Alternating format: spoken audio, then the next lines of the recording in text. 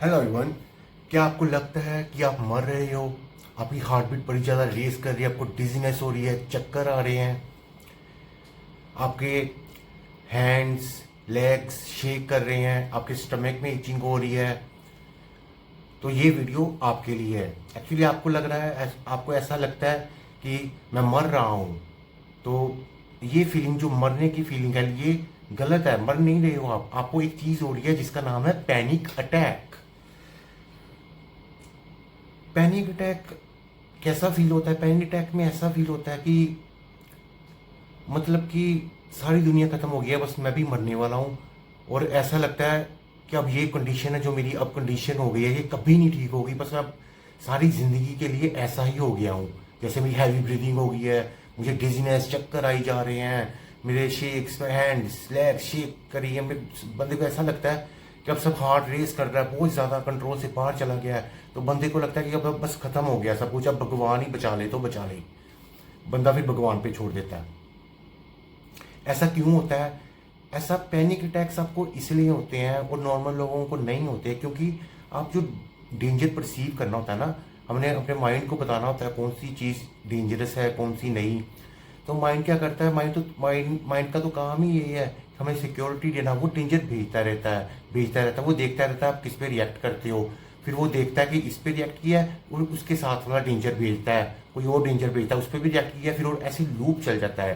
सुबह से शाम तक करते रहो आप ये, इस लूप पे चलते रहो तो एक पॉइंट ऐसा आता है आपको पता ही नहीं चलता, आपको पैनिक अटैक होना शुरू हो जाता है। देखो, पैनिक अटैक अलग चीज़ है और एक पैनिक डिसऑर्डर होता है, वो अलग चीज़ है।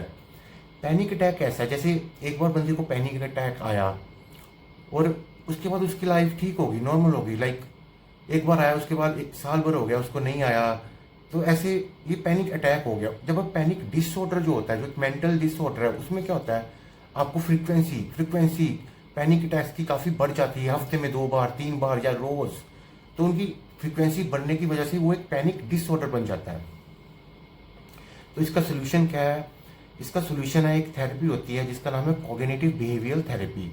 इसको कैसे करना है, पैनिक अटैक्स में कैसे यूज़ करना है, ये मैं आपको आगे बताता हूँ। सीबीटी का मतलब होता है कॉग्निटिव बिहेवियर थेरेपी। इसमें क्या होता है?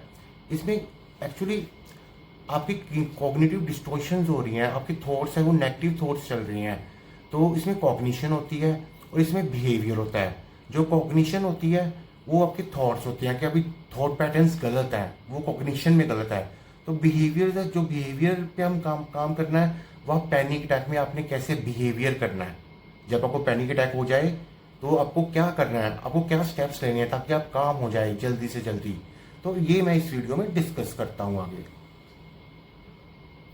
सबसे बड़ी पावरफुल शिफ्ट तब आती है इस पैनिक अटैक के डिसऑर्डर को ओवरकम करने में, जब आप सोचते हो, जब आप कहते हो कम ऑन पैनिक डिसऑर्डर, उसको बुलाते हो, आ जा मेरे को फर्क नहीं पड़ता। ये जो लाइन है ना, कम ऑन पैनिक डिसऑर्डर, मेरे को फर्क नहीं पड़ता, ये बहुत ही इम्पैक्टफुल लाइन है। ये सीधा क्लियर मैसेज है आपके माइंड को कि now I am not afraid, मैं अब पैनिक डिसऑर्डर पैनिक एंजाइटी से नहीं डरता। तो माइंड भी देखता है कि ये बंदा तो इतना कॉन्फिडेंट हो गया, डर नहीं रहा, तो वो भी सोचता है कि शायद ये डेंजर्स जो मैं इसको भेज रहा हूँ ये गलत है। ये तो बंदा उसको वो देखता है ये तो रिलैक्स और काम है, तो इस वो फिर थॉट्स को भेजना बंद कर देता है और आप एकदम से शांत हो जाती हो। तो ये प्रैक्टिस है, ये आर्ट है, ये सीखना पड़ेगा, ऐसे नहीं आएगा, इसको आपको प्रैक्टिस करना पड़ेगा। देखो, जो पैनिक डिसऑर्डर क्यों कंटिन्यू रहता है, ये ठीक क्यों नहीं होता, क्योंकि आप अवॉइडेंस बड़ी ज़्यादा करते हो। अब वो चीज़ें अवॉइड करते हो जिसमें आपको डर है कि यहाँ पे पैनिक डिसऑर्डर होने का खतरा है। जैसे कई लोग एयरप्लेन्स को अवॉइड करते हैं, उनको डर लगता है कि अगर उनको एयरप्लेन में पैनिक अटैक हो गया तो वो क्या करेंगे, साथ बैठे वाला पैसेंजर क्या सोचेगा। कई लोग लिफ्ट से जाने से डरते हैं, उनको लगता है कि अगर लिफ्ट खुली ना, बंद की बंद ही रह गई तो मेरा तो दम घुट जाएगा, मेरे को तो पैनिक अटैक आ जाएगा, तो वो इस चीज़ से भी डरते हैं। तो इसका ट्रीटमेंट क्या है? ट्रीटमेंट के कुछ स्टेप्स है वो मैं आपके साथ डिस्कस करूंगा, आपको समझाने की कोशिश करूंगा कि आखिर पैनिक डिसऑर्डर को हैंडल कैसे करना है। देखो, कॉग्निटिव थॉट प्रोसेस ये है आपका कि आई कांट हैंडल इट, मैं इस चीज़ को हैंडल नहीं कर सकता, ये गलत बात है। इसको आप ये आपकी कॉग्निटिव डिस्टोर्शन है, आपकी गलत सोच है कि मैं इस चीज को, मैं पैनिक अटैक को हैंडल नहीं कर सकता, इट इज इम्पॉसिबल। ये गलत सोच है, ये आपकी गलती नहीं, आपकी सोच है, थिंकिंग है आपकी।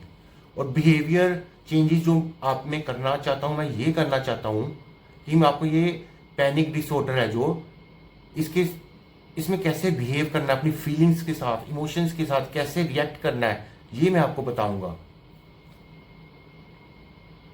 एटीट्यूड चेंज करना पड़ेगा, वही वाली जो पहली वाली बात थी, कम ऑन, उसको बुलाना पड़ेगा खुद। पैनिक वो उस जगह पे जाना पड़ेगा जहाँ जहाँ आपको पैनिक होता है, जहाँ पे पैनिक हो सकता है। जो एयरप्लेन्स में लोग जाते हैं, जैसे उनको अपनी सीबीटी करनी है तो वो पहले एयरपोर्ट पे जाएं, वहाँ बैठें, वहाँ फील करें कितना पैनिक हो रहा है। तो क्योंकि हमें लो टू हाई जाना होता है ना, पहले लो पैनिक फील करेंगे तभी तो हाई फील कर पाएंगे, तभी तो उसकी टॉलरेंस आएगी। तो वो एयरप्लेन्स पे बैठ जाते हैं, पहले लो पैनिक फील करते हैं, फिर धीरे धीरे वो एयरप्लेन पे भी बैठ जाते हैं। पहले छोटी फ्लाइट लेते हैं, आधे घंटे की फ्लाइट लेते हैं, फिर धीरे धीरे कॉन्फिडेंस बढ़ता है, फिर वो ऐसे ही अपने एयरप्लेन्स वाला फिर वो 18 घंटे की भी फ्लाइट भी ले लेते हैं। तो ऐसे ही कॉन्फिडेंस बढ़ता है एयरप्लेन्स में। जो जिनको फोबिया होता है एयरप्लेन्स का, उनका ऐसे ही पैनिक डिसऑर्डर दूर होता है।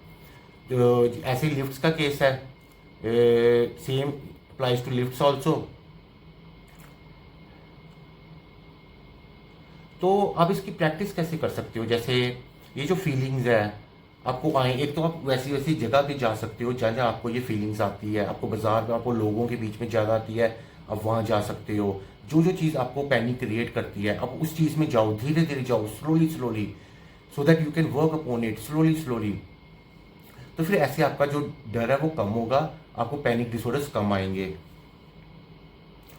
तो आप ऐसे भी कर सकते हो, ट्राई कर सकते हो। जैसे आपको चेस्ट टाइटनिंग फील होती है, आप चेस्ट टाइटनिंग फील होती है, आप टाइट टाइट से टाइट क्लोज पहन लो कि यहाँ पे टाइटनिंग फील हो। तो फिर आप देखो, फिर आप देखोगे कि ये जो टाइटनिंग फील हो रही है ये सिर्फ एक डिस्कम्फर्ट है, ये कोई पैनिक डिसऑर्डर नहीं है। ऐसे ही आपको धीरे धीरे फील, जैसे आपको डिजीनेस होती है, चक्कर आते हैं, तो आप चेयर पे बैठ जाओ, किसी को बोलो कि उसको घुमाने को बोलो, तो वो घूमेगी तो आपको डिजीनेस होगी, तो आपको उसमें थोड़ी टॉलरेंस आएगी। अभी चक्कर भी आएंगे आपको, आप सोचो कि चक्कर ही है, ये थोड़ी सी डिस्कम्फर्ट ही है, कोई इससे मेरे को पैनिक नहीं करना चाहिए।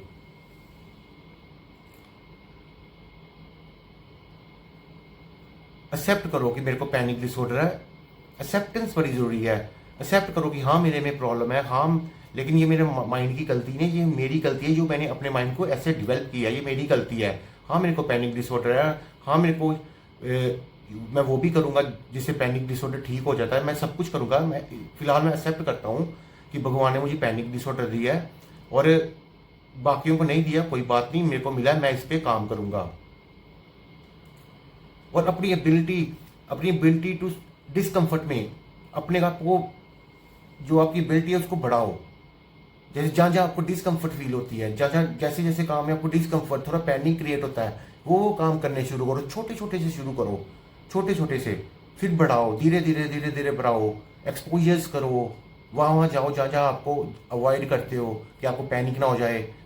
थोड़ी थोड़ी देर ले जाओ, जैसे 5 मिनट लिए चले जाओ, 1 मिनट के लिए चले जाओ, फिर धीरे धीरे बढ़ाओ, फिर आधे घंटे के लिए जाओ, फिर किसी दिन थोड़े दिन आधे घंटे के बाद 1 घंटे के लिए जाओ। ऐसे ऐसे आपके फियर्स जो है, अवॉइडेंस पैनिक आपका कम क्रिएट होगा।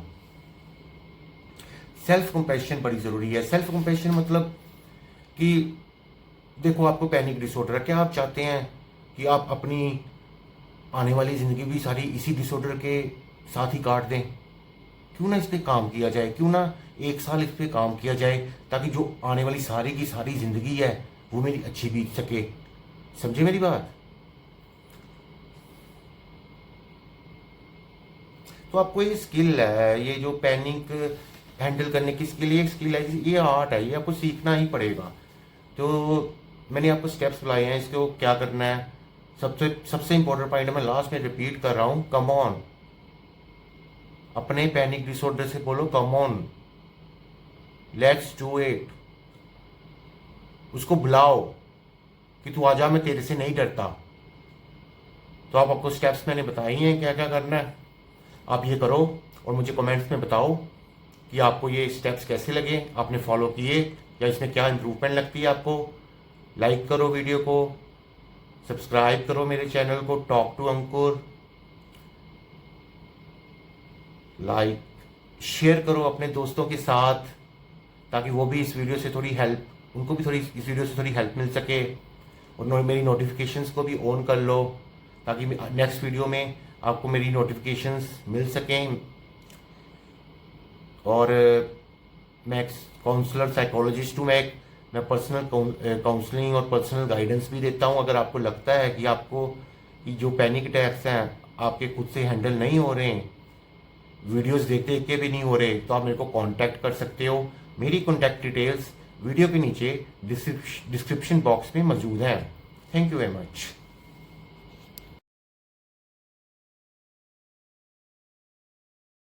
हेलो एवरीवन, क्या आपको लगता है कि आप मर